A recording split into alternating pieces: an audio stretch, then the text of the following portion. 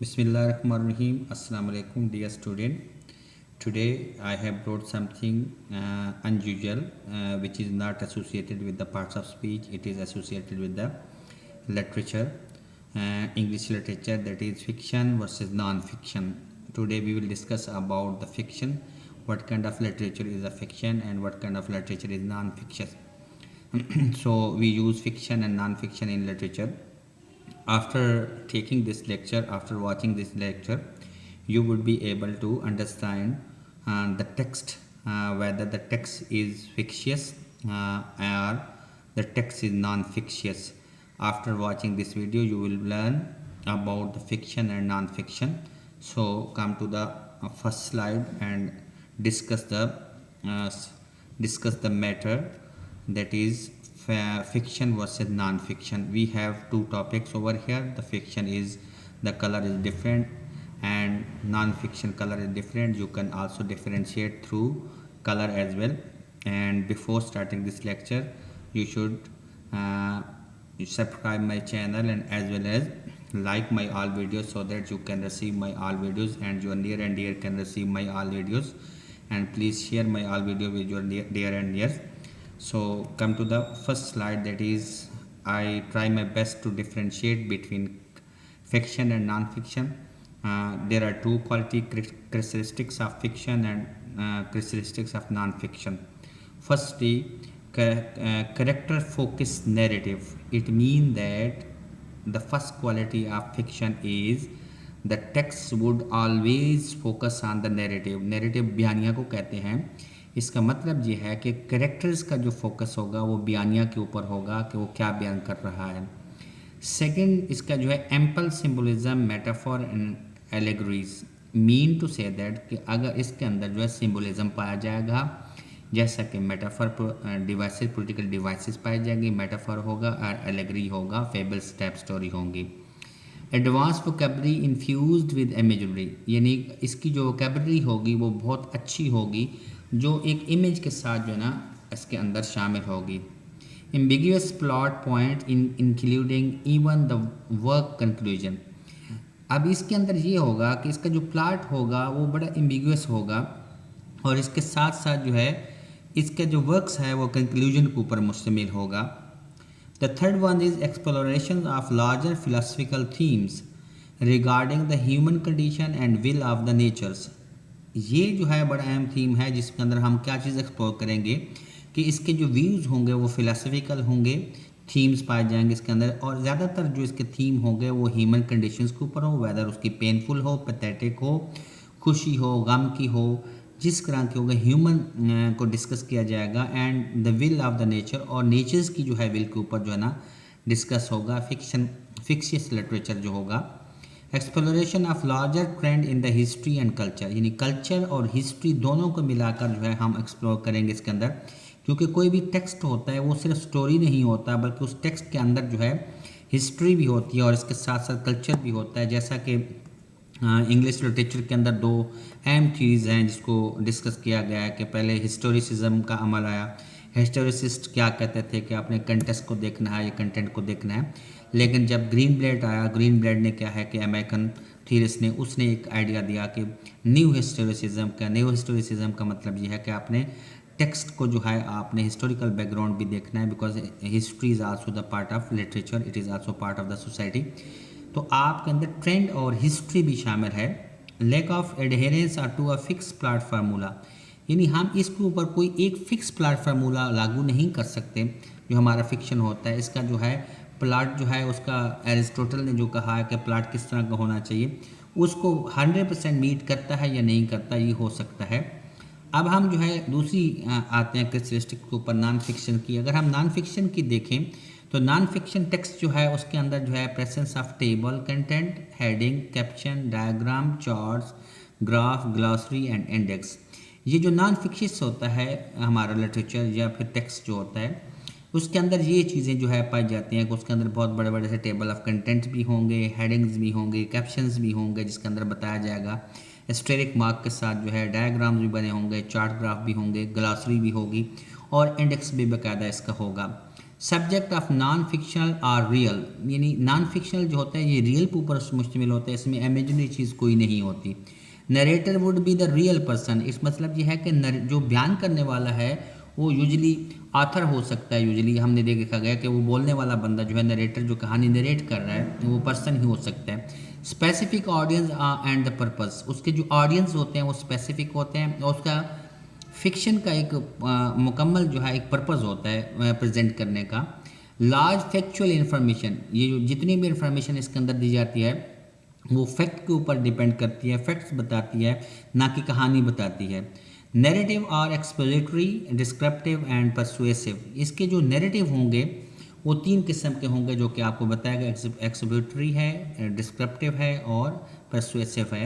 ये 3 किस्म के हमारे जो है ना नैरेटिव होंगे। ये तो इसकी छोटी छोटी सी जो है बेसिक क्वालिटीज़ हैं। आगे हम स्टेप बाय स्टेप जो कि मोस्ट प्रोमिनेंट जो है हमें देखना है और एक वर्ड में उसको डिफ्रेंशिएट करते हैं। तो I have tried my best to give you the best example and as well as only one point agenda to differentiate fictions and non-fiction. So jump to the next slide, that is red color is a fiction and this color green color is a non-fiction. Such as the quality fictional literature is made from the imagination, यानी fictional literature कोई भी होता है ये imagination और तख़यलात से बना होता है, इसके अंदर रियल चीज़ नहीं होती। इसका एक बहुत बड़ा फ़र्क है। जैसा कि हम देख सकते हैं दूसरी साइड पर non fiction is literature that is based on fact. अब हम इसको ऐसे डिफ्रेंशिएट कर सकते हैं वन पॉइंट एजेंडे से कि fictional literature is associated with the imagination and non fictional literature या text is associated with the fact. अब फैक्ट और इमेजिनेशन के ऊपर काम करें। इसकी एक तो एग्जांपल भी देखते हैं। थिंग्स फॉल अपार्ट है, आपने ये देखा थिंग्स फॉल अपार्ट जो है चिन्हो एचबी का। वॉर एंड पीस है, एनिमल फार्म है, ये जितने भी नावल्स हैं ये फिक्शियस नावल हैं। इसकी एग्जांपल भी दे दिए, आप इसको पढ़ें और देखें, आपको पता चला इमेजिनेटिव हैं। नॉन फिक्शियस जो है जैसे है कि जो बेस्ड ऑन फैक्ट के ऊपर करती है। ब्रीफ हिस्ट्री ऑफ टाइम, अब ये जो है एक नावल है, इसको आप देखें तो it is not imaginary, it tell us about the facts and figure. अब फैक्ट्स एंड फिगर के ऊपर बता रहे, इसलिए इन दोनों के दरमियान एक बहुत बड़ा फ़र्क एक लफ्ज़ में, एक लाइन में जो डिफ्रेंशिएट कर सकते हैं कि फिक्शनल लिटरेचर जो है वो इमेजिनेशन के ऊपर है और नॉन फिक्शियस जो है वो बेस करता है फैक्ट के ऊपर। So come to the next slide, that is its purpose is to entertain, you read to enjoy. यानी फिक्शन जो होती है, फिक्शियस लिटरेचर जो होता है उसका एम है, जो मकसद होता है वो आपको एंटरटेन करना होता है, महसूस करना होता है और आप पढ़कर आपको एंजॉयमेंट मिलती है, एस्थेटिक फीलिंग होती है, आपकी फीलिंग्स आती हैं। और ऑन द अदर हैंड जो अगर हम देखें नॉन फिक्शन को, its purpose is to give information you read to learn. और जबकि नॉन फिक्शन में क्या होता है कि आप उसका मकसद ये होता है कि आप इंफॉर्मेशन लेते हैं और इस इंफॉर्मेशन से आप लर्न करते हैं। तो अब इन दो के दरमियान एक लाइन में डिफ्रेंशिएट ये करते हैं हम कि ये एंटरटेनमेंट के लिए यूज़ कर रहे हैं और दूसरा ये इन्फॉर्मेशन के लिए यूज़ कर रहे हैं। अब आप इनके एग्जांपल भी दे सकते हैं। क्राइम एंड पनिशमेंट जो है ये फिक्शियस है। द रोड है, प्राइड एंड प्रेजुडिस जो है जेन ऑस्टन का, आपने अपने सिलेबस में पढ़ा होगा। ये नावल सारे के सारे जो है वो फिक्शियस हैं। जबकि हम दूसरी तरफ से देखें इन कोल्ड ब्लड जो है, हिरोशिमा है, साइलेंट स्प्रिंग जो है, ये 3 नावल मैंने आपको दिए हैं, वेरी इंपॉर्टेंट नावल जो है, ये जो है नॉन फिक्शन को ज़ाहिर करते हैं। इसका वन पॉइंट एजेंडा जिसको हम कह सकते हैं कि इसका मकसद एंटरटेन करना है फिक्शंस का। ऑन द अदर हैंड जो है इसका मकसद जो है वो इन्फॉर्मेशन देना है और इन्फॉर्मेशन से हम लर्न करते हैं। So my next slide is there. It uses narrative elements such as theme, conflict, character, settings and resolution. अब इसके अंदर हम देखते हैं नॉन फिक्शन के अंदर कि इसके अंदर जो है नैरेटिव एक बयान किया जाता है, बयानिया बयान किया जाता है। उसके एलिमेंट ये भी हो सकते हैं जैसा कि हमारे पास उसका थीम क्या हो सकता है, हम थीमेटिक उसकी एनालॉजीज को समझ सकते हैं, थीमेटिक कंस्ट्रक्शन को समझ सकते हैं, थीम को देख सकते हैं, कन्फ्लिक्ट उसके अंदर जो तजाद है वो किस किस्म का है वो देख सकते हैं। कैरेक्टर्स के अंदर कैरेक्टर के थ्रू भी हम स्टोरी चलाते हैं, कैरेक्टर भी सिम्बोलाइज करते हैं सम टाइम जो है।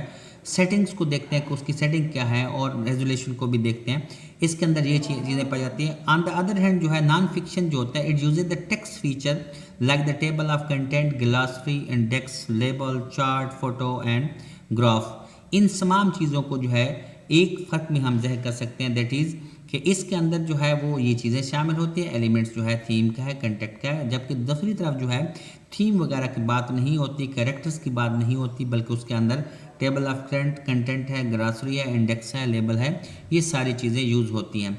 और हम इनकी best of the best example देखते हैं तो slaughter house is example. Slaughter house 5 is a book that tell us about the fiction. The stranger is also there. We are also knowing about the book. Gone with the Wind is also the best example of fiction. On the other hand, non-fiction book The Glass Castle is a good example, best example.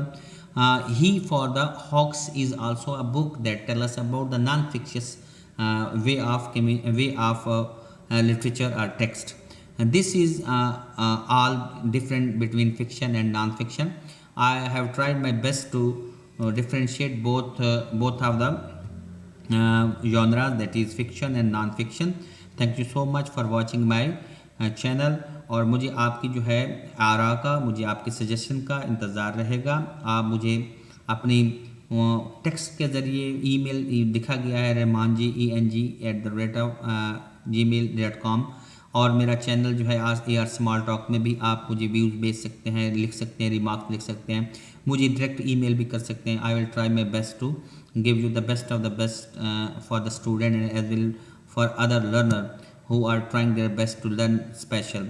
सो आप मुझे email कर सकते हैं, text कर सकते हैं, and आप मुझे चैनल के कमेंट्स में ले सकते हैं। और मेरा नेक्स्ट लेक्चर जो होगा वो हम लिटरेचर्स के जो है इंग्लिश लिटरेचर के इराज जो हैं उसके ऊपर बात करेंगे।